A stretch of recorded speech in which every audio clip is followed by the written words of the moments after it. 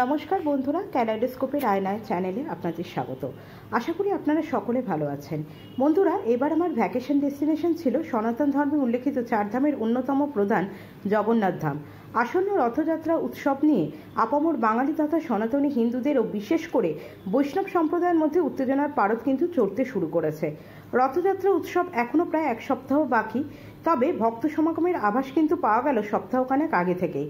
পূর্ণ স্নানযাত্রার তিথি উপলক্ষে প্রতিবারের মতো এবারেও আমি পুরীতে গেছিলাম, না ট্রেনে বা উড়োজাহাজে করে নয়।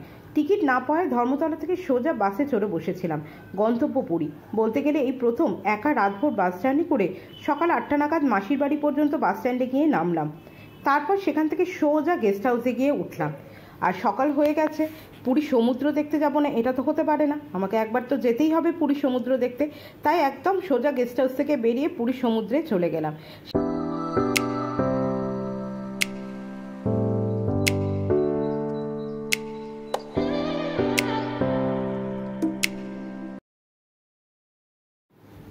এটা পরের দিন ভোরবেলার ভিডিও। ভোরবেলা ঠিক বলবো না, একটু ভোর রাতের ভিডিও। আমি তাড়াতাড়ি করে মন্দিরে চলে যাই। মন্দির চত্বর তখন মোটামুটি ফাঁকা। সেই সময়ে মন্দিরের দরজা খোলা হয়, পুরোহিত পুজো করতে আসেন। তো আমি সেখানে পৌঁছোই এবং ভিডিও করি, এবং তারপরে এখানে একটু বেলা হতেই এখানে আরতি শুরু হয়। সেই আরতির কিছু ভিডিও আমি ক্যাপচার করার চেষ্টা করেছি। আপনারা দেখুন, নিশ্চয়ই আপনাদের খুব ভালো লাগবে।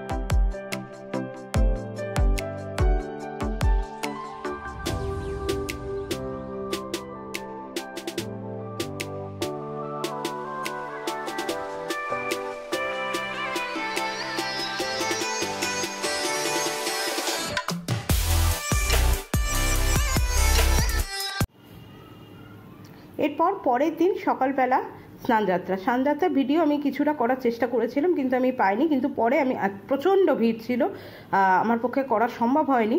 তো আমি কিছু স্টিল ছবি জোগাড় করেছিলাম, তো সেই স্টিল ছবি আপনাদের সঙ্গে শেয়ার করলাম। অন্তত দর্শনটুকুনি আমাদের হয়ে গেল প্রত্যেকেরই, কেন প্রচণ্ড মারাত্মক ভিড় ছিল। মানে আগের দিনও মন্দির প্রাঙ্গণে প্রচণ্ড ভিড় ছিল। তারপরে সকালবেলা আমি গেছিলাম, সকালবেলা একটু হালকা ফাঁকা থাকলেও পরবর্তী সময় 7টা, সাড়ে 6টা, 7টা থেকে প্রচণ্ড ভিড় হয়ে যায়। তারপরে তো মানে সারা দিন ভিড়। মন্দিরে অর্ধেক সময় মন্দির বন্ধ ছিল, কেননা কিছু রিচুয়ালস ছিল।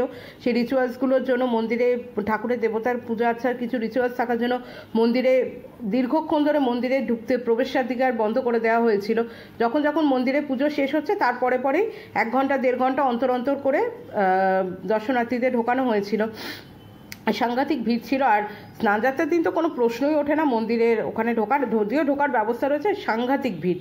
তো সেই ভিড় টেলে আমার পক্ষে যাওয়া সম্ভব হয়নি। আমি স্টিল ছবি জোগাড় করতে পেরেছি, তো সেই জন্য এই ছবিটা দিলাম।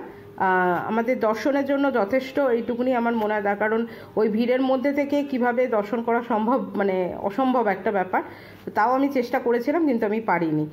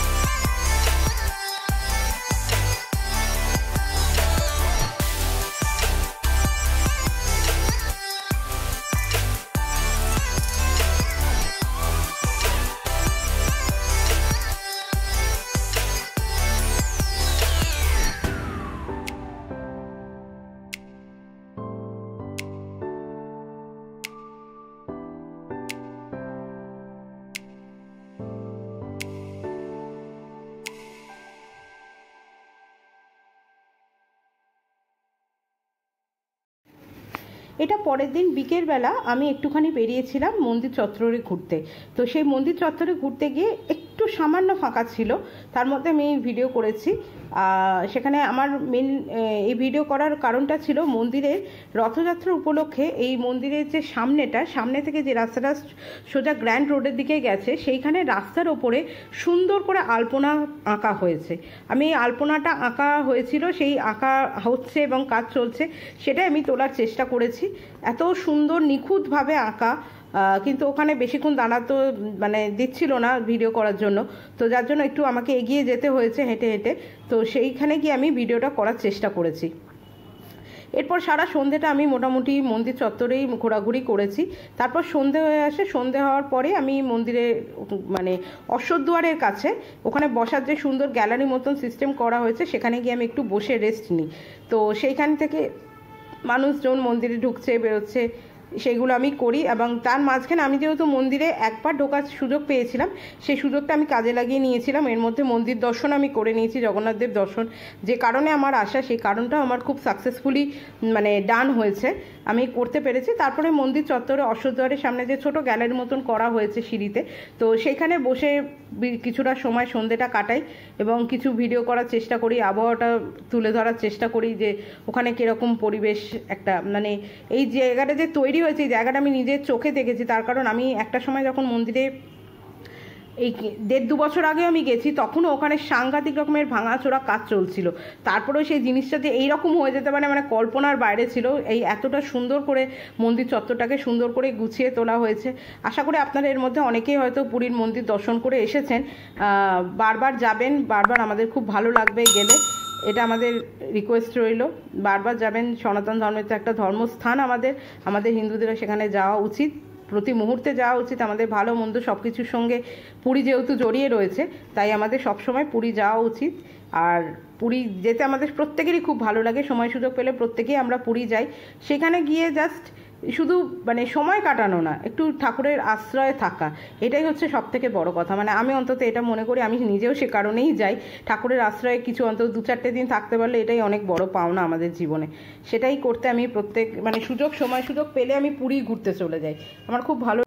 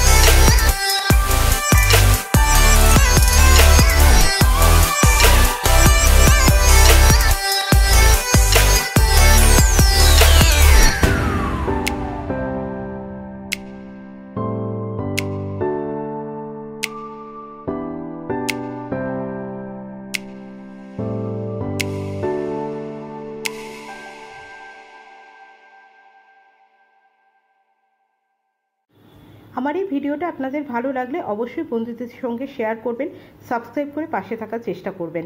আমি নতুন নতুন ভিডিও করে আপনাদের সঙ্গে এই চ্যানেলেই শেয়ার করব। নমস্কার।